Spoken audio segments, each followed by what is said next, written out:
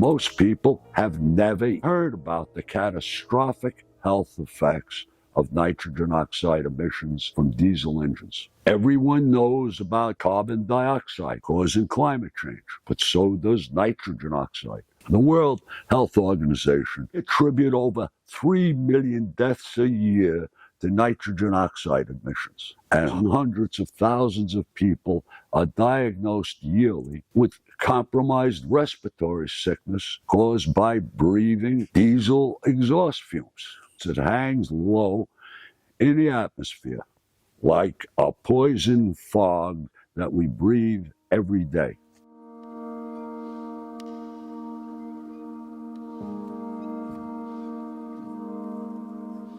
The EPA and the EU have recently come up with regulations that severely limit nitrogen oxide emissions on diesel engines, trucks, buses, and cars. The International Marine Organization put out new regulations in 2021 requiring new marine craft over 78 feet or 24 meters to reduce nitrogen oxide emissions by 80%. But the operative word to remember is it applies to new boats and new boats only.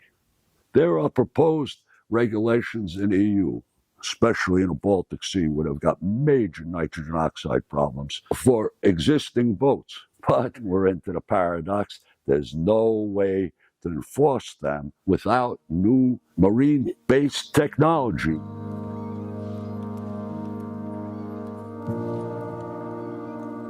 Engine manufacturers came up with an exhaust system called SCR, which does reduce nitrogen oxide emissions on diesel engines and trucks and buses and diesel cars. But SCR can only be incorporated on factory new engines due to all the complications in the fuel management systems combined with the excessively high heat, over 900 degrees Fahrenheit, required to make SCR work. Since SCR can only be fitted on new engines, all these ferries, commercial boats, harbor boats, tour boats, recreational boats would all have to pull out their old engines and replace them with new engines.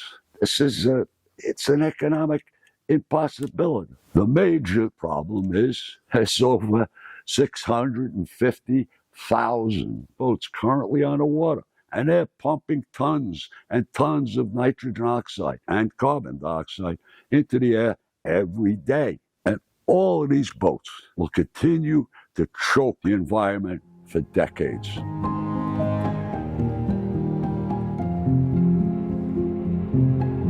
We were desperately looking for a practical solution to reduce pollution. We found that the land-based, truck-based SCR would melt the batteries, it would melt electronics. It couldn't be in a room with 900 degrees Fahrenheit. Impossible. The astounding and surprising thing we found is there are solutions to nitrogen oxide and carbon emissions for diesel engines, marine diesel engines. Millions upon millions of dollars have been spent in research laboratory grants in universities all over the world. And it's dealing with nitrogen oxide reduction, carbon dioxide, and other pollutants in marine diesel engines. The trick was to take all of this chemistry and physics out of the laboratory and put it into a practical, real-world use.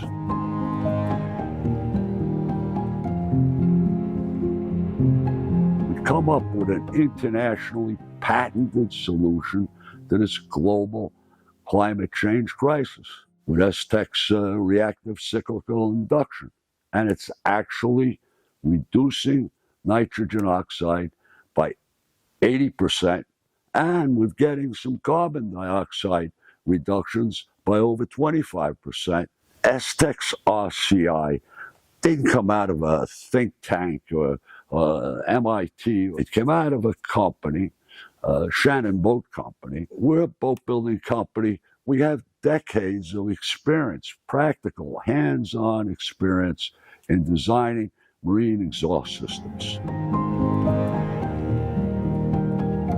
It took over 4 years just to get to this point. The National Science Foundation had an exhaustive review of our exhaust system, our chemistry, our physics.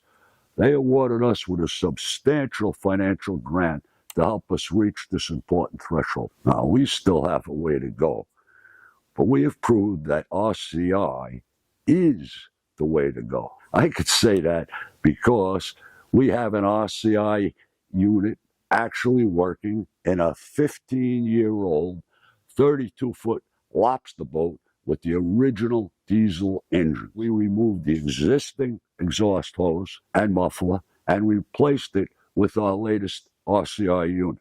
We need a boat in the water because RCI is dependent on a salt found in seawater, and we're taking advantage of that, along with our patented electroemulsification created by a rotating helix. There's also a hydrating calcium component and sodium hydroxide element involved with RCI technologies. It just took experienced people in the boat business to find a practical solution for marine diesel, nitrogen oxide, and carbon dioxide reduction. It's just how this all happened.